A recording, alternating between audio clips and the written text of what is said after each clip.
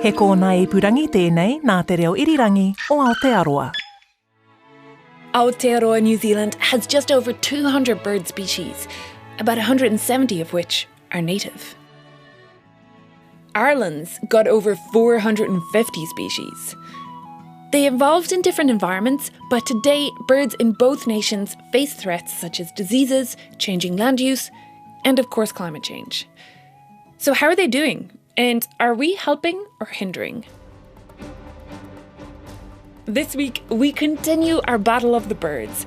Let the talons rake and the feathers fly, as today we will announce the winner of the Great Ireland versus New Zealand Bird Off.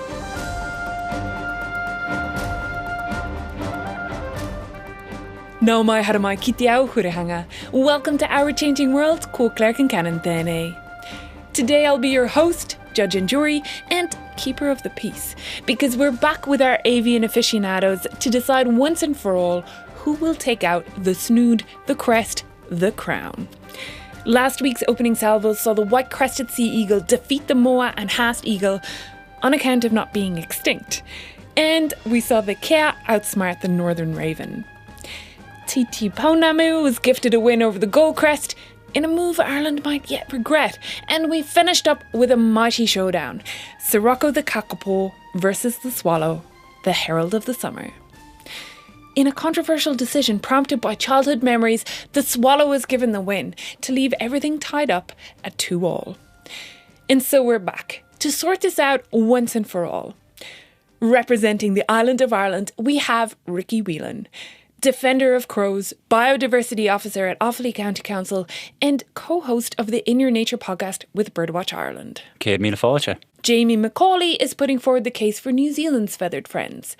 A kiwi cuddler, kea stalker and friend to the rock wren, he's a conservation biologist with the Department of Conservation working in Fiordland National Park. Kia ora. Ricky and Jamie will be given some categories for which they must nominate a bird champion. Points will be awarded according to a completely unknowable rubric I have created. The hooded crow heralds a win for Ireland, and the call of the kea a New Zealand triumph. But first, as a warm-up, I ask our representatives the hardest question of all. What's your favourite bird? Ooh. I mean, this is hard, Claire. This is like asking me to choose a favourite child. Like, I come know, on. asking a bird their favourite bird. We don't have 2 hours, Jamie, and it's just one bird, okay? Yeah, so spit choose it out, wisely. man. Just, I think for this, I've got to choose the great New Zealand bush ninja, the kōkako. So, kōkako, they're a perching bird, a subpasserin, but a big guy, about 30 centimetres tall. Some of the bird books, they call them poorly flighted. I don't think that I think they're very good at what they do. They just prefer to glide. And so they sort of run and hop through the canopy and sub-canopy level and then do short little glides between different branches and trees. They've got sort of almost like a bandana across their eyes of this sort of black stripe that just makes them look like total ninjas. And they sort of run and glide through the canopy, sort of almost like what you might see a squirrel doing. And they sort of have this squirrel-like vibe to me, but the most special thing about kōkako for me has got to be the song. So they've got this crazy, often described as haunting song with these sliding notes that sort of slide from one note down into another note. I have this memory of being in Pudiora Forest Park in the central North Island, and we were doing some monitoring to go out and do this, and you want to be in place at dawn, when first light you want to be at your first bird station. And so we'd bumped away on a four-wheel drive track in the dark. You're walking through the bush with your head torch on to get to your first spot, and I was there a little bit early, and I sat down under this massive big rimu tree. Was sitting there, and we hadn't been detecting a lot of these things, and we were hoping this spot might be the go. And so I was sitting there 6 o'clock in the morning as the first light starts to come, and one of these kōkako lights up with this bong, and then all around me in 5 or 6 directions, there's just this magnificent sound. It's hard to describe the sound apart from just feeling quite deeply spiritual. and that's my favourite New Zealand bird. Jamie gives a nod to the glidey mellifluous bush ninja, but Ricky's having none of it. I see your kokako, and I present you the sky ninja that is the common swift, Apis apis, the lord of the skies. Now, you talk about a bird that's poorly flighted. These things have mastered flight inside and out. So we're talking about a species just slightly larger than a swallow, which we spoke to in an earlier episode. So like easily fit in your palm, but they've got these long sickle-shaped wings. The bird is completely, I would say, slate grey all over, but silhouetted against the summer sky because they only migrate here to Ireland in the summer. They look completely black. So they're just these masterful sort of sickle-shaped flight demons. They're just weapons of the birds when it comes to flight. Their ecology is just fascinating in that once they leave the nest, they don't land again until they stop to nest themselves. That could be to prospect their own nest site the following year, so they could be in constant flight for 7-8 months of the year. But some would argue, because they're not mature enough to breed until they're 2 or 3 or even 4, that they can remain in constant flight for a number of years without ever resting to stop. The Greek apis apis refers, it actually means without feet, which is not the case. They have feet, very strong feet, but they're adapted for clinging onto walls. So if they end up on the ground by mistake, they find it very hard to sort of take flight again. So they are birds of the sky. They eat, they drink, they mate, and they sleep on the wing. They can go into autopilot, they'll go above the weather and all the sort of problems of wind and rain, and they'll switch off one side of their brain, and the next day as light returns to Earth, they'll come back down sort of closer to the surface of and they'll feed on insects again. And they're amazing, and they're single brooded, they're monogamous, just everything about them is just amazing. But unfortunately, we have begun to build them and modernise them out of our buildings because they like to nest in cracks and crevices. If you can see a nest, it's not a swift. They normally, because they have to catch all the materials for their nest on the wing. So you're talking about little wisps of feathers, of cobwebs, of bits of straw and grass. They really aren't coming home with a big dome nest like a magpie or something like that. It's a tiny little ring of feathers and stuff just to keep the eggs from rolling out of the little cavity that they've nested in. So they then return to southern Africa, to the Congo, to feed up with the hirundines, the swallows and the martins on all those insects to stay in body condition before returning to Europe to breed again. And because they fly around at such massive, so they approach the nest at 80 kilometres an hour. And they just grab the edge of the entrance hole very quickly and pull themselves in and then drop out at high speed again. 90% of people that have them in their roof of their house don't ever know they exist because if you miss that flash, you just don't see them.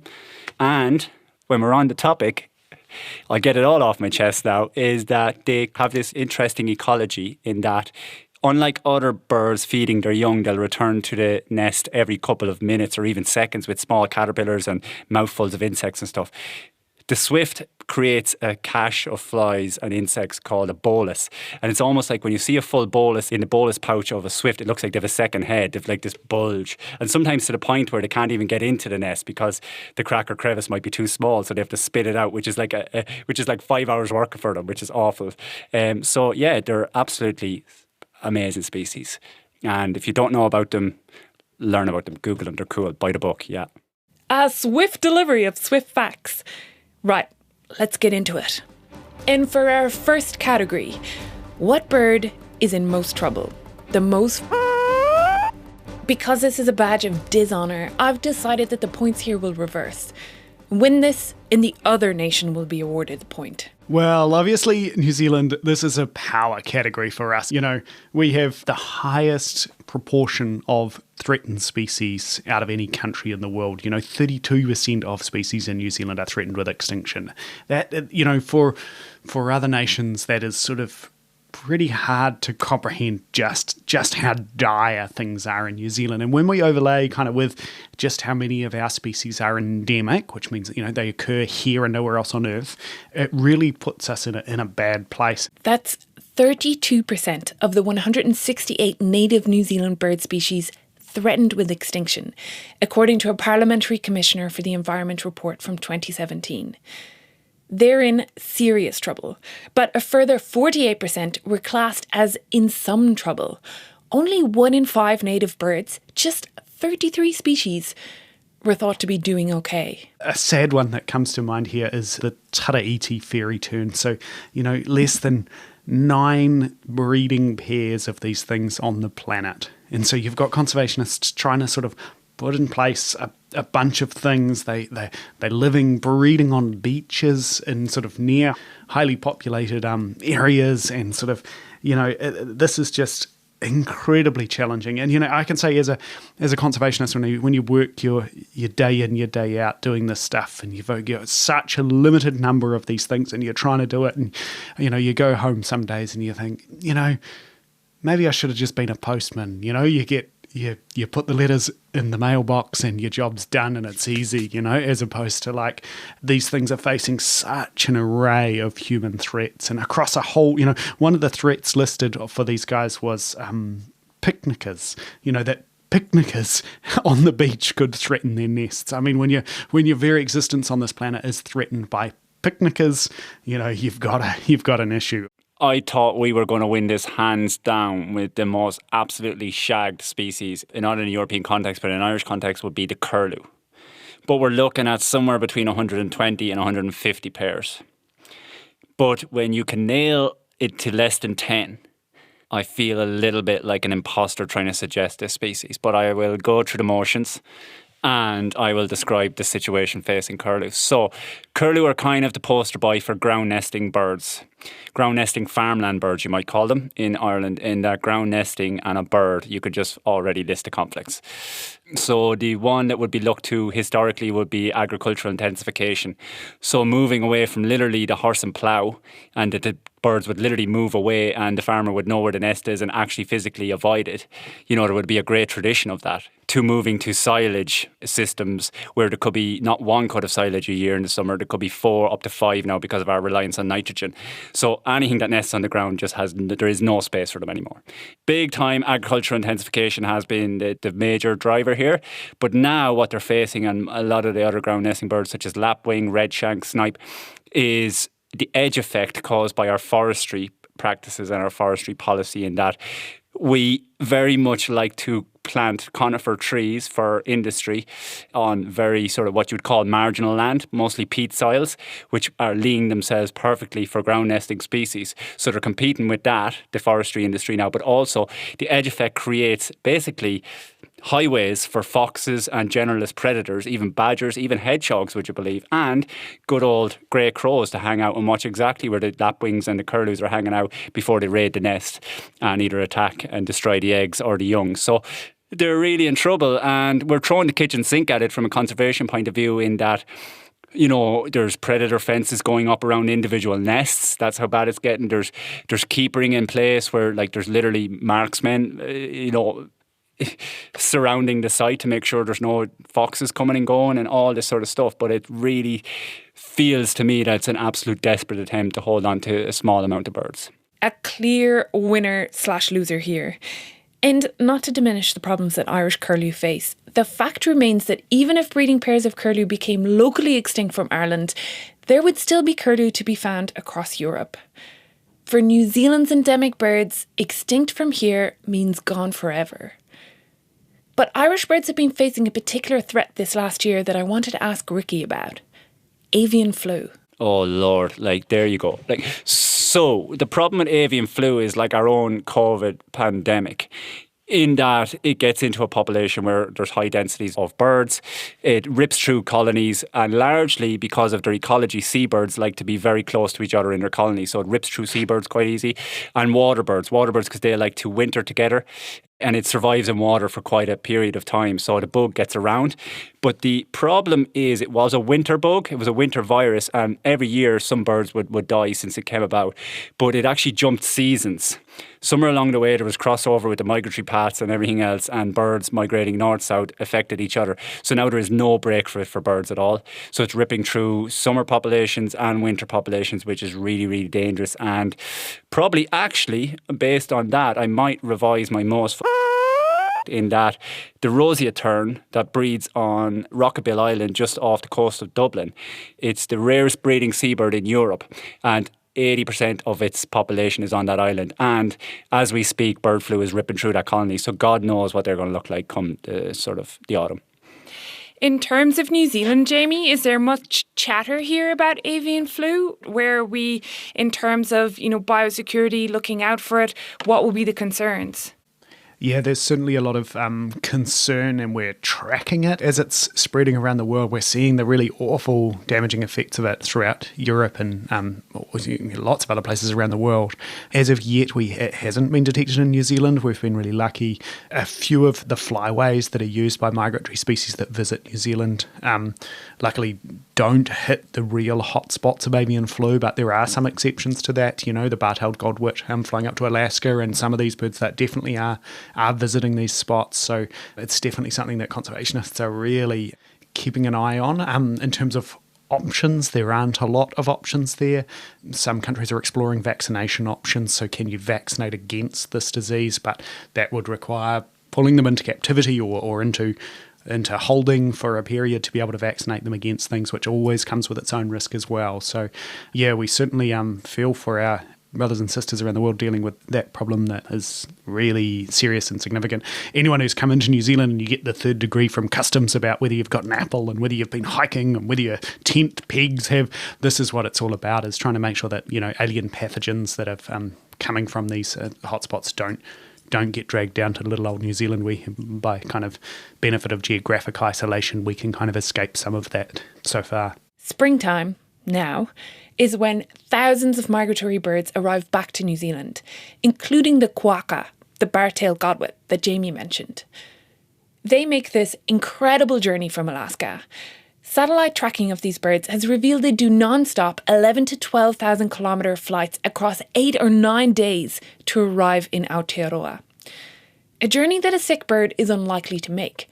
But they're not the only spring arrivals. And while New Zealand is assumed to be low risk because of the distance to other landmasses, asymptomatic bird carriers might bring it in. There have also been reports of the virus infecting cats, foxes, and in Peru, sea lions. So scientists and conservationists are urging vigilance this spring and to report anything unusual to MPI. But back to the task at hand. With Ireland awarded that reverse point, the score is now 3-2 to Ireland. Time for our second category. I ask our representatives to put forward their contenders for the most ridiculous. I'm going to be very specific in that I'm going to choose a specific part of the bird's life cycle when it's absolutely ridiculous. And that is the youngsters of the Eurasian cuckoo. I don't know if you've got any cuckoos in New Zealand, but cuckoos are brood parasites. So they mimic the design and shape and look of the host's egg. They lay their egg in that nest, and then their chick is the nest parasite or the brood parasite. It kicks out its adopted siblings, and it's then the sole nestling that's fed by the host family, which in Ireland they target meadow pipits largely because their nests are easy to access, they're found in high densities. The cuckoo doesn't rear the chicks themselves, it just lays the eggs and goes about their business. So the cuckoo is a very short staying migrant in that it lands up, does the business, lays its eggs and gets out of town. But their chicks are up to 4 or 5 times the size of the host parent. And a photo of a cuckoo chick compared to a meadow pipit, or in the UK you might see them sedge warblers feeding them or something similar. It looks absolutely alien and bizarre. And for me, that has got to be the weirdest, strangest, what was the category again? Most ridiculous. Most ridiculous thing. It's ridiculous that a bird would look at its youngster, literally with rose-tinted glasses and go, how did I rear this beast? Look, he's a little bit chunky, but, I'll keep feeding him. Correct. They're weird. Google it. Everyone listening to this, Google it. It's so weird looking. Ooh, good one. We do have 2 species of cuckoo in New Zealand as well, and I've never ever seen a nest. I'd be so interested to see. Same thing, they parasitise the nest and lay their eggs in I think it's grey warblers and whiteheads here in New Zealand. That I'd be so interested to see that sort of how does that work?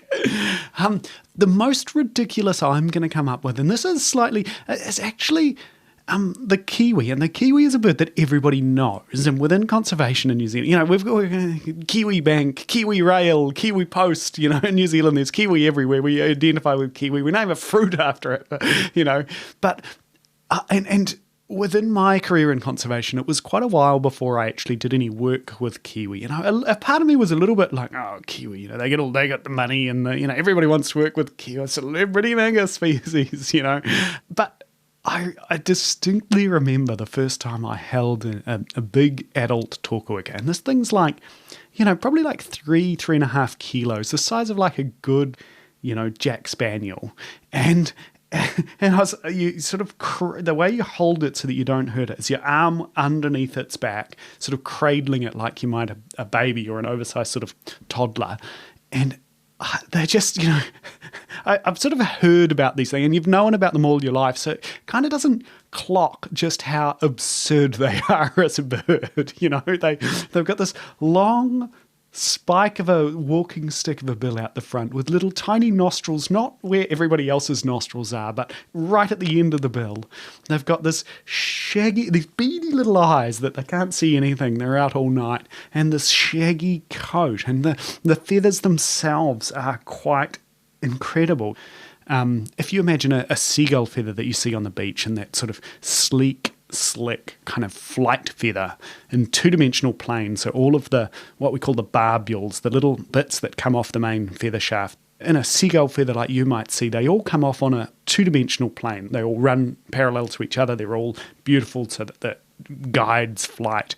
Within a kiwi, they've got no need for flight, and there's a very old lineage of bird, and so they're all coming off at all angles, at all these crazy angles. So the feather, instead of being this one sleek, smooth thing, is this kind of like puff of fluff that, so you're holding it in your arm, and instead of having like what you might think of every other bird you've ever seen in your life, which is a nice, oh yes, very good plumage, it's like this shaggy coat of fur, and all of that is covered with oil from the kiwi itself. You're cradling this thing that's a long stick-billed thing out the front, these sort of big old feet that are about a third of the length of its body, this shaggy kind of ruffly coat. And I just remember having this moment thinking, this is ridiculous. This is utterly ridiculous. What is this thing? This isn't a bird. What happened? I mean, these are two excellent examples of how crazy evolution can be, like the things that spin off. And I guess for kiwi, Jamie, this is one of the characteristics of birds in Aotearoa, New Zealand, is that many of them are flightless or very poor flyers. Can you talk to us a little bit about that? So what the setup is in New Zealand that has facilitated this ridiculousness? Yeah, that's right. So New Zealand spun off from Gondwana land, that big ancient kind of mega continent, before the advent of terrestrial mammals. So we started drifting south into the Southern Ocean before there were mammal lineages, if you like, that evolved. And so without those mammals filling out to fill niches, so for example, in different land masses, it looks slightly different in different beautiful ways that evolution's taken place. But where other countries might have an aardvark or a mole that runs around the forest floor, or, digs and eats grubs and does things, New Zealand needed a birdie answer to that, or rather there was what we call an ecological niche, a gap in the market. Bugs there for the taking if you can come up with a solution to the problem. And so the solution to the problem that evolution came up with in New Zealand was this wild thing. Look, the kiwi is like New Zealand's Joker. You pull it out, nothing can defeat it. Jamie decides now's the time to claw back a point, and he's done it. It's 3-3 as we move into our final category, the hardiest. What bird has had the odds stacked against it, and yet it's still there, the fighter that gets knocked down but keeps getting back up? We don't really have a Steven Seagal in that, a species that just won't die. But we do have a big comeback story, the sort of Rocky Balboa of Irish birds in the buzzard, common buzzard, widely distributed across Europe. But way back when, in the sort of early 1900s or 20th century, we almost got rid of them completely because they were seen as a nemesis to the sort of hill farmer and the killing sheep and all that sort of stuff. They got a really bad name for themselves, and we basically poisoned them out almost into extinction in Ireland, and a tiny population held out up the north. And in the 80s and 90s, they made a massive comeback, and now they're the most common bird. So every time someone says they've seen an eagle in Ireland, it is a buzzard. And when your mum or your granny says, I've seen an eagle, I've seen a bird of prey, it's a buzzard. So a large raptor, but dumpy, sort of short, strong wings. You can see the sort of open flight feathers on the tips of the wings, those fingers, but very varying underneath. Their plumage could be white, brown, black, grey, but with a fan kind of tail, quite a wide splayed fan tail. And you often see them, the mewing call really is what gives them away. This high-pitched mewing call. Because like many raptors, if they want to travel any distance or observe their domain, they do so by travelling on the thermals that's coming off the land. So they're quite often just circling high, like in old Western movies, like the buzzards waiting for to fall off your horse and pick your bones. Because they eat carrion largely.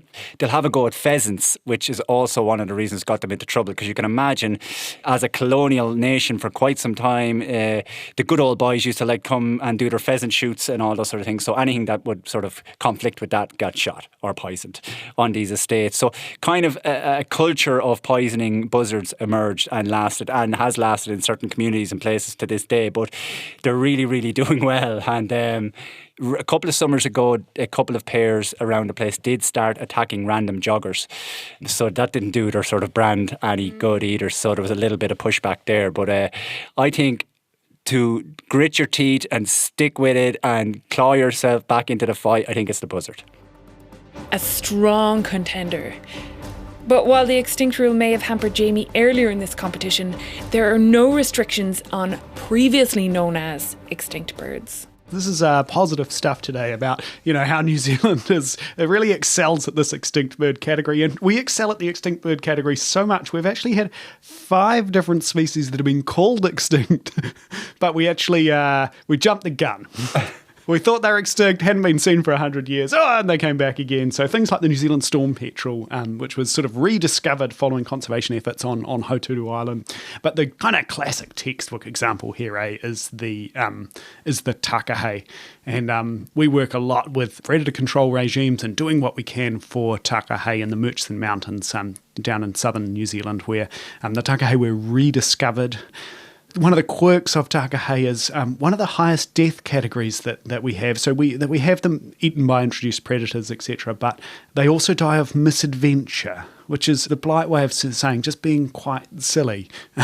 So you're tracking a bird, you're doing everything you can, and then you find it in a puddle, and it's just sort of in the puddle, or fallen off a cliff, got hit by an avalanche. These things, they're living in the Murchison Mountains, which is an incredibly rugged, remote mountain range in southern New Zealand. And they're likely living there because it is a difficult place to live. They've sort of hung on the edge of survival in this really challenging place. And so, where your natural death rate is high due to things like being swamped by an avalanche or being flooded out. And so these guys are like the definition of the good Kiwi battler.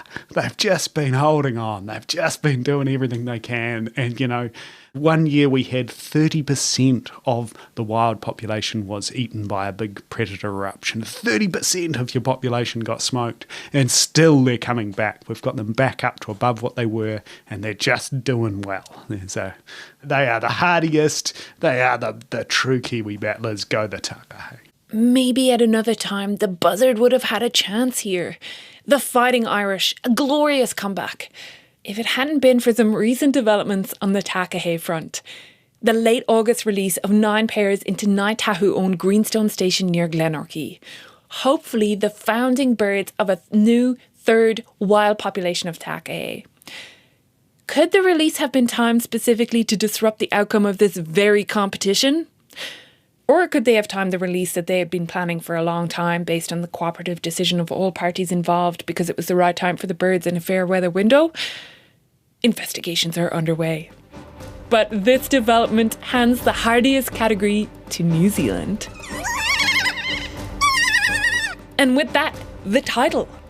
And so, I give you the winners of the inaugural Ireland versus New Zealand Bird-Off, Aotearoa New Zealand.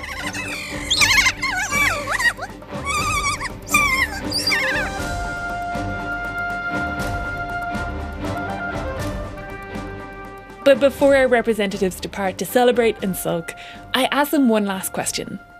Their thoughts on the future. My hope is that as we learn to live alongside nature, or as, integrated as part of nature. A lot of New Zealand's history since humans have arrived in this country, we've done pretty much what humans have done when they arrive on any great landmass, which has had a devastating effect on the wildlife. And at some point that settles into a stasis. And I guess the next sort of 50 years in New Zealand will be a time where we get to see whether we pull out of this current decline where, 2/3 of our species are still declining, or are we done with that period, and can we find this new level where humans can live integrated as part of nature with the animals that surround us? Because I certainly feel on a personal level that when my life has nature in it, I'm a kind of happier, healthier human. And so a future where everybody has that in their life just seems like a more positive kind of thing. I definitely echo everything Jamie says, like almost to the word. And I would just add that in Europe, currently, politically, the only show in town is the nature restoration law. And if it all works out in terms of biodiversity and having a future for nature in Europe, it's going to have very strong deliverables, targeted deliverables, framed with proper laws. And if they manage to get that through European Parliament, I think we're on a winner. And then I would think the second thing is within my lifetime that, well, hopefully much quicker than that, is that the climate and the biodiversity targets and policies align a bit better. In Ireland especially, there's a big rush to grow trees, plant trees, but that's at the detriment of lots of ground nested species, like I mentioned with curlew and stuff like that, and even like what we call active travel here. Try to get people on their bikes, essentially. We're putting in these blue ways and green ways, which are basically tracks for people to cycle, infrastructure safely, which is great. But in most cases, it's ripping out really nice habitat to do so. So it's really ridiculous conflict where there shouldn't be one, because what's good for the goose should be good for the gander in terms of environment, as a whole. Huge thanks to the representatives who answered their nation's calls.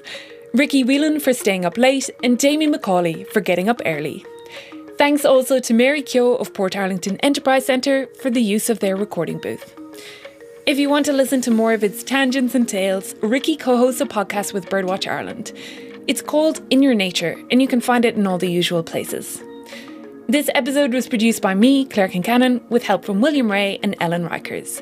Sound engineering was by Phil Benj, and Tim Watkin is executive producer of podcasts and series at RNZ. Our webpage is at rnz.co.nz/ourchangingworld, where we'll put up photos, links, and more information on all the contenders. Disagree with the decisions? Got ideas for other categories? Do get in touch. You can find us on Twitter and Facebook, where we are at RNZ Science, or email us at ourchangingworld@rnz.co.nz. Tēnā koe I whakarongo mai. Thanks so much for listening. I'm Claire Concannon. Have a great week. Kia pai, tō wiki.